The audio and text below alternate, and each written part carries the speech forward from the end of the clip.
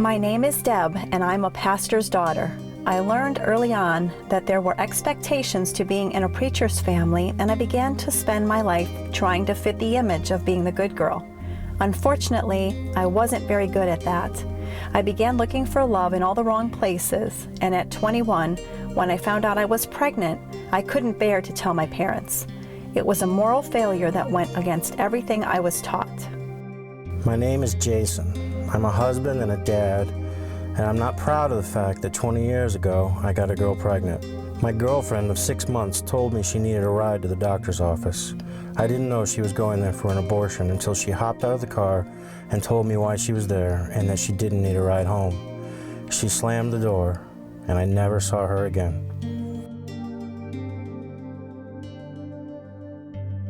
I looked for a way out, but was surrounded by people who told me my only choice was abortion. Deep down, I knew it was wrong, but I felt trapped and needed to do something to hide this secret sin. It became the worst choice I ever made in my life. I remember driving myself around that day feeling lost. Like a boat at sea with no rudder, I drove around in circles telling myself this was the best thing. I felt hopeless and frustrated because I couldn't do a thing to stop her. This was my kid too.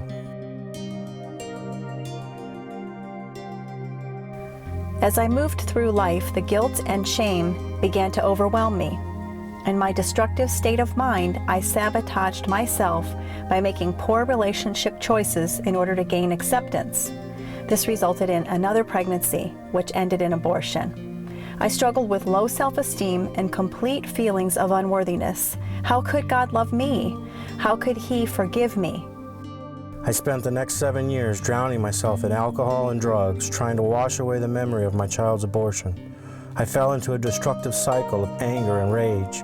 I would explode suddenly at people, and because of that, I couldn't keep friends or complete any projects. I found a position in a church, and for 15 years, I led women's Bible studies in hopes that by serving, I could atone for my hidden sin. I loved these women, and I didn't judge them, but I couldn't seem to apply the same non-judgmental standard to myself.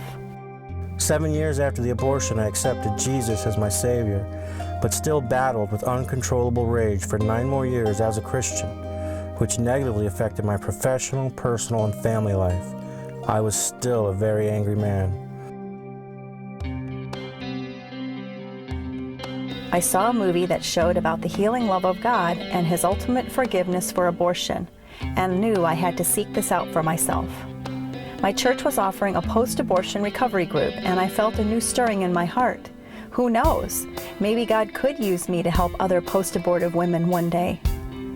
I attended a men's retreat where I heard Saul Pichon speak about the post-abortion group for men. Before Saul finished speaking, I exploded inside as God unleashed a tidal wave of conviction so strong that I started weeping. It was the first time that I cried for the loss of my child.